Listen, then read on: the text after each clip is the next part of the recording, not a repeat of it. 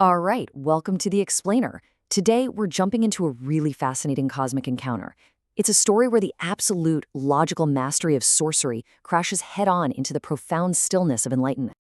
Okay, so let's set the scene. The story drops us right into it with Doctor Strange facing a multiverse that is, and I mean this literally, on the absolute brink of collapse. You've got this tidal wave of fracturing timelines, and he is totally convinced that he's the only one who can possibly hold back the flood. So when we catch up with Stephen Strange in his Sanctum Sanctorum, this is not the calm, collected master we all know. Not at all. He's become a prisoner of his own incredible power. And he's driven by this absolute conviction that he, and he alone, can force order onto cosmic chaos. I want you to just picture this. He's floating in the middle of a storm, right? But the storm is made of thousands of glowing fractal windows. And every single one of those windows is a different timeline, a different reality. And he is desperately trying to manage all of them at once. Now look, his goal is noble, for sure. I mean, he's trying to stop all of existence from collapsing. You can't argue with that. But his whole method, his entire strategy, is built on one deeply flawed idea: that he can and must be the ultimate observer of everything. Okay, so this is where things get really interesting. His perfectly controlled yet chaotic little world is about to be shattered by something, well, something completely unexpected. Something that just doesn't follow any of his rules. And bam, right in the center of this magical hurricane, an impossible figure just appears: the Buddha.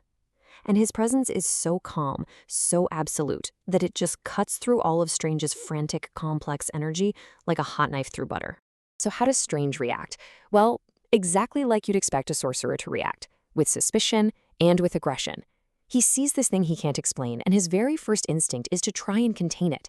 He immediately casts one of his most powerful spells, the Crimson Bands of Sidorak. And what happens? Absolutely nothing.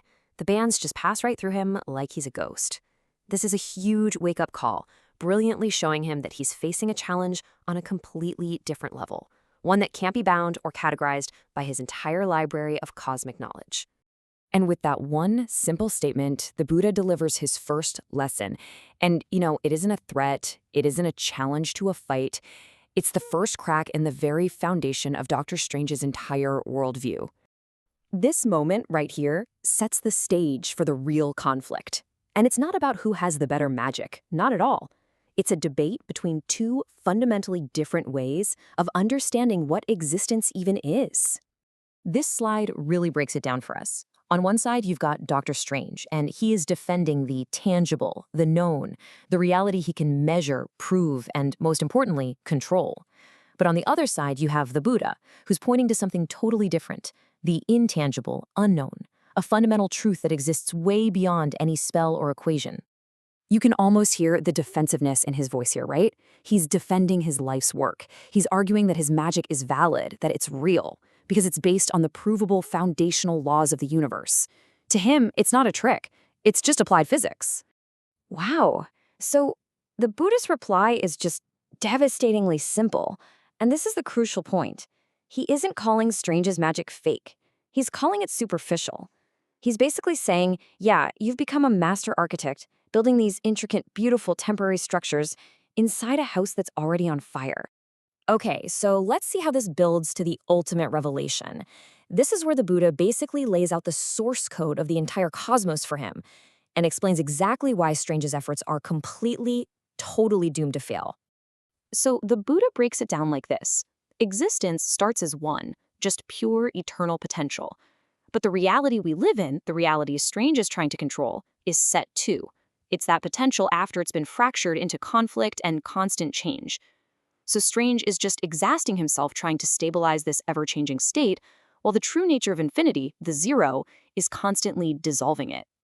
And right here, this is the core lesson. This is what Strange has totally lost sight of in his relentless quest for control.